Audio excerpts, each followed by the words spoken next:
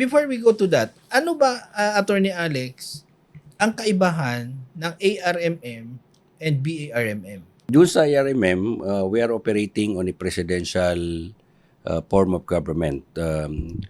There's no fiscal autonomy. Control and supervision is quite strong with the national government.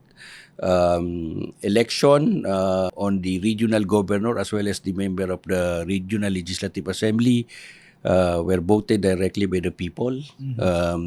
And then regional, of course, regional governor is elected separately from the under the BARM, Bangsamoro Autonomous Region in Muslim Mindanao.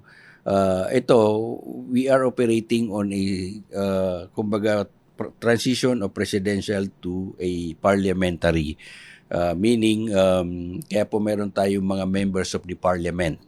And the members of the parliament comprises the now the so-called Bangsamoro Transition Authority. Yes. Ito yung ating legislatura, so to speak. And part of the, I would assume that part of the mandate of the BTA is really to come up with laws, regional laws that would uplift and that would give meaning to the very purpose of the Bangsamoro Autonomous Region in Muslim Mindanao.